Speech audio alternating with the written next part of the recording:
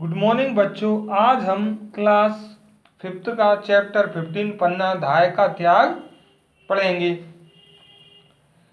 इस पाठ में पन्ना धाय के अद्भुत बलिदान और त्याग के बारे में बताया गया है। तो अब हम चैप्टर शुरू करते हैं। बुंदेले हरबोलों के मुंह हमने सुनी कहानी थी, खूब लड़ी मर्दानी वो तो झांसी वाली रानी थी। ये पंक्तियां गुनगुनाता हुआ खूबी लाल घर में आया और जैसे ही अपना बस्ता मेज पर रखकर लौटना चाहा तो देखा कि जीजी खिड़की के पास बैठी हुई बड़े ध्यान से कोई पुस्तक पढ़ रही है। तो उसने देखा कि जीजी खिड़की के पास बैठी हुई बड़े ध्यान से क्या कोई पुस्तक पढ़ रही है। जीजी जीजी ओ जीजी, हाँ आ गए खूबी। हाँ आ गया। तुम तो पढ़ने में इतनी डूब गई थी कि मेरे आने का भी पता नहीं चला। ये खूबी ने क्या जीजी से कहा। सुनो जीजी, आज हमारी बाल सभा में बड़ा मजा आया। अच्छा क्या हुआ?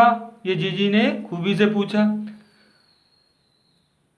अंत्याक्षरी हो रही थी। क्या हो रही थी? अंत्याक्षरी हो रही थी ना। रविंद्र का नंबर आया तो बा से आरंभ होने वाली कविता, बा से आरंभ होने वाली कविता उसे आई ही नहीं।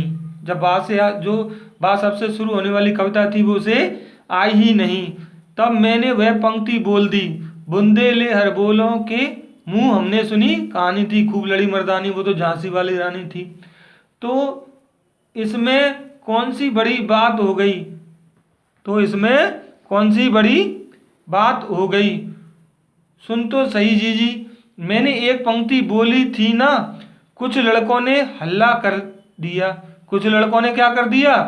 हल्ला कर दिया और कहा पूरी कविता बोलो, पूरी कविता बोलो। मैंने खूब जोरदार स्वर में सुना दी। इतनी तालियां बजी जीजी की कुछ पूछो मत। ऐसा खूबी ने जीजी से कहा, पूछो मत। अच्छा तभी मुझे बड़ा मजा आया, जीजी ने हंसकर कहा। खूबी लाल ने कहा। फिर पूछा, तुम क्या पढ़ रही थी जीजी? नारी की कहानी है।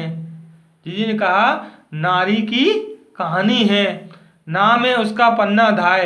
पन्ना धाय। हाँ वह नाटक तो तुम्हारे पाठ्यक्रम में है ना? खूबी लाल ने जीजी के निकट आकर भोलेपन से पूछा। जीजी ने हंसकर कहा, मैं तेरा मतलब समझ गई। तू अब कहेगा मेरी इच्छा, मेरी अच्छी जीजी। आगे हम कल पढ़ेंगे इस चैप्टर को।